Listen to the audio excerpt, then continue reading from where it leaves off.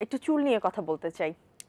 এখন দেখা যাচ্ছে যে একটা সময় পর্যন্ত আমরা জানতাম যে বয়স হলে চুল পাকবে বা চুল তখন পাকে। কিন্তু এখন কিন্তু দেখা যাচ্ছে অনেক কম বয়সী বাচ্চাদেরও এখন দেখা যাচ্ছে যে চুল পেকে যাচ্ছে অথবা এই হোয়াইট হেয়ার তাদের হচ্ছে। এটার কারণটা কি স্যার এবং সমাধান কি? আচ্ছা, ১ নম্বর হলো যে এই চুল পাকা। চুল তো বয়সে পাকার কথা। হুম, হুম। কিন্তু এই যে পাকে, যারা কেনাইটস বলা হয়, ২-৪ টা চুল পাকতে, পাকতে অনেক বেশি পেকে যায়, বাচ্চাদেরও পাকে। এর এক্সাক্ট কারণ এখনো জানা যায় না। হুম, হুম, হুম। তবে যদি চুল পাকার প্রবণতা বাড়তে থাকে, তবে টেস্ট করে দেখতে হবে চুল পাকার সঙ্গে, সঙ্গে চুল সঙ্গে ওই জায়গার চামড়া সাদা হয় কিনা। এটা কি আচ্ছা, সেতি রোগের লক্ষণ, নাকি শুধুমাত্র লিউকোট্রিকিয়া? লিউকো মানে সাদা, ট্রেকিয়া মানে চুল। তো আচ্ছা। এতে এতদিন কোনো চিকিৎসা ছিল না। হুম, বলতে আমরা কোনো ইদানিং কিছু ওষুধ আসছে লাগানোর এবং খাওয়ার। তো ওরা দাবি করে ভালো কাজ করে, তবে ১৫ থেকে ৪৫ বয়স হইতে হবে, এর মধ্যে এটা করতে হবে। তার আগেও করা যাবে না, পরেও করা যাবে না। এটা ১৫ থেকে হ্যাঁ, ১৫ ১৫ থেকে থেকে ৪৫। ৪৫, 15 টু মানে এটা মেনার্কি টু মেনোপজ, মেয়েদের আচ্ছা, ব্যাপারে যেটা বলে। তো আচ্ছা। এটা আমরা ব্যবহার করতেছি, খারাপ না, ভালোই কাজ করে। তো চিন্তার কোনো কারণ নাই, অল্প বয়সে চুল চুল পাকবে।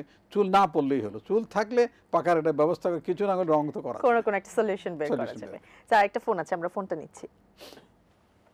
দর্শক আসসালামু আলাইকুম। আপনার পরিচয় দিয়ে আপনার যা জিজ্ঞাসা করবা সেটি করবেন। আসসালামু আলাইকুম, শুভ সন্ধ্যা। স্যার, আপনাকে দেখে খুব ভালো লাগছে। Thank you. আমি স্যার বসুন্ধরা থেকে বলছি, আমার নাম সারা। আজকাল স্যার আমরা সবাই কিন্তু সৌন্দর্যটাকে অনেক বেশি উপভোগ করি, এবং আমরা সবাই কিন্তু চাই যে আমরা কেউ যেন বুড়িয়ে না যায়, সবাই যেন স্যার ইয়াং থাকি। তো সেক্ষেত্রে আমি আমার কিছু বন্ধু বান্ধবদের দেখি, ওরা অনেকে স্যার কক থ্রেড করছে। তো স্যার এটা আসলে স্যার কতটুকু কার্যকর? কিন্তু আবার আমি ওদেরকে একটা জিনিস খেয়ালও করছি, ওরা এই স্যার থ্রেড করে, কক থ্রেড করে কিন্তু স্যার ওরা বেশ ভালোই লাগছে ওদেরকে। স্যার, আপনি কি বলবেন? আপনার মতামত কি? আসলে স্যার যাদের বয়স ৫০ পেরিয়ে গেছে বা ৪০ পেরিয়ে গেছে, তাদের জন্য কি স্যার এই কক থ্রেডটা প্রয়োজন আছে? এই মানে আমাদের স্কিনটাকে আমরা কি করে স্যার টান টান রাখবো? আচ্ছা, এটা ধন্যবাদ। কিন্তু আজকালকার ব্যাপার না। কুইন নেফারতিতি, যিনি মিশরের রানী ছিলেন, তিনি, আর আমাদের ভারতের রানী ছিলেন নূরজাহান। তো এর সবাই কিন্তু মমতাজ মহল নামে পরিচিত ছিলেন। সবাই কিন্তু সৌন্দর্যের জন্য ওনারা দুধ দিয়ে গোসল করতেন, দই মাখতেন। এগুলি সবই কিন্তু এখনকার যে এস্থেটিক, এটারই পূর্বে তাই ছিল। এবং আপনি যেগুলি বলছেন, কক্স বলেন, ফিলার বলেন, বা আজকাল থ্রেডিং করা হয়, সবই। এবং এগুলি কিন্তু করা কোনো খারাপ না। তবে প্রথম প্রশ্ন হলো কারে দিয়ে করাবেন, কোথায় করাবেন।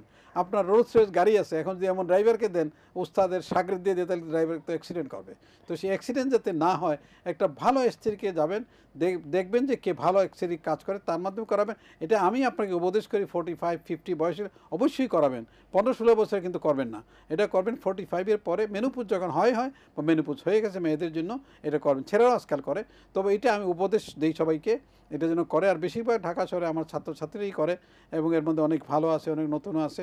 তো আমি আপনাকে বলি যে আপনি জানবেন কে ভালো করে, সেখানে আপনি করেন, কোনো আপত্তি নাই, কোনো বাধা নাই। তবে বারবার করতে হইতে পারে। হ্যাঁ, স্যার একটু জানতে চাচ্ছিলাম এটার লনজিভিটিটা আসলে হ্যাঁ, কতটুকু? এটা ডিপেন্ডস অন কী ধরনের ম্যাটেরিয়াল দিবে। যেমন আগের দিনে আমরা যেটা ফিলার করতাম, ফিলার দেওয়া হইতো।